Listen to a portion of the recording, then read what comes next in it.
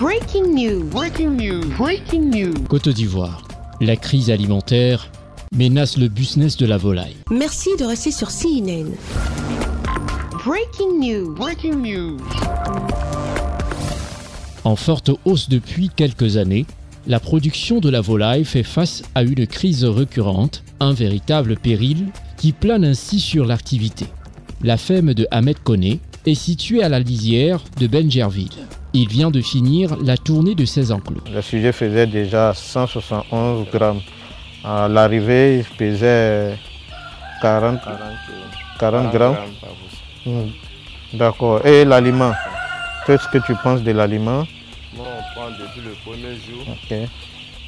Ils étaient pratiquement à 5 grammes. Aujourd'hui, on se retrouve pratiquement à un sac par jour. D'accord. C'est-à-dire c'est 1 kg. C'est-à-dire la consommation d'aliments évolue bien. D'accord. Ahmed Koné est pointilleux sur l'alimentation et le poids de ses poussins.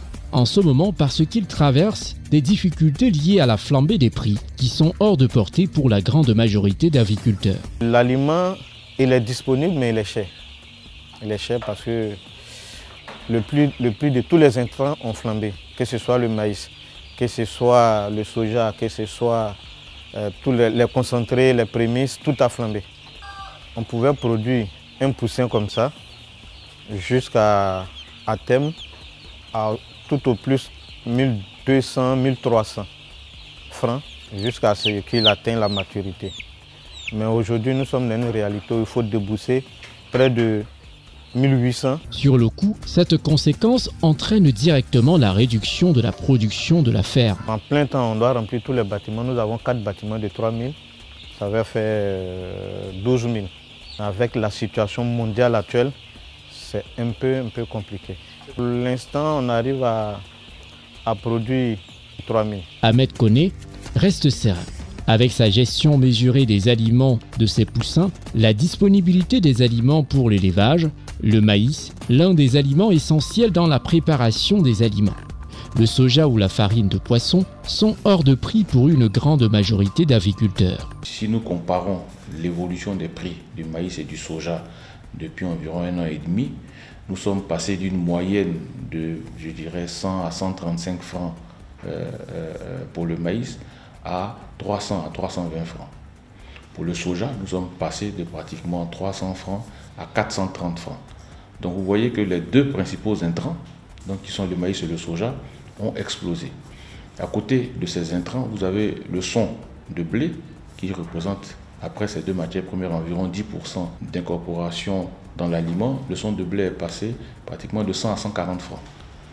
À côté de ça, tous les autres prix ont augmenté. Ce qui fait que l'aliment est passé, je dirais, entre de 10 à 12 000 francs le sac à pratiquement 18 000 francs le sac. Il n'y a pas que des fermiers qui sont affectés. Les revendeurs de volailles au marché de Trècheville font également face à des frais additionnels. Un exemple, j'envoie 600 poulets pour vendre en 2 jours. Par rapport au lancement du marché, les 100 poulets ont fait 4 jours à 1 mois. Il faut que je les nourrisse. Donc je suis obligé d'acheter au moins 1 ou 2 sacs d'aliments pour les donner. Donc ça nous fait encore d'autres dépenses supplémentaires encore. Le contre-coup est directement impacté sur le prix. Il y a beaucoup d'éleveurs qui n'ont pas assez de moyens, qui ont arrêté de faire l'élevage. Avant, on prenait les poulets en bouche 1800, 1900. Mais aujourd'hui, on est passé à 2000 minimum, sur 2100 francs, 2200. Donc, ce qui veut que nous aussi, sur les marchés, le prix en gros aussi est monté à 2300, maximum 2400. Bon, les revendeurs aussi vendent ça à 3000, 2800. Le gouvernement a pour mission d'atteindre une production de 200 000 tonnes de viande et de 3,37 milliards d'unités d'autres consommations. Il n'y aura pas de pénurie de poulet. Nous allons connaître des difficultés parce qu'effectivement, l'activité qui se menait de façon régulière sur toute l'année va prendre des contre-coups. Et c'est des contre-coups qui vont exiger l'augmentation des volumes à une certaine période. Donc, de façon globale, nous allons voir une augmentation de la production nationale. Au sujet de la crise de la volaille, le gouvernement s'est engagé dans un projet qui devrait soulager les agriculteurs. Nous avions anticipé dans le plan stratégique deuxième génération, nous avons parlé de créer un réseau de silos pour le stockage de maïs pour un volume total de stockage de 420 000 tonnes. Ce qui va nous permettre donc de faire face à des moments de pénurie et surtout de faire face à la qualité du maïs. Une solution qui vient s'ajouter à d'autres solutions fortes, telles que l'instauration d'un prélèvement compensatoire pour neutraliser les effets des subventions à l'exportation. Merci d'être sur CNN, la télévision autrement. Les programmes se poursuivent. Retrouvez toute l'actualité afro-mondiale en ligne et en multidiffusion sur CNN, C-Web Info et plateformes digitales, Facebook, YouTube, Instagram et en simultané sur Radio Voltage 2.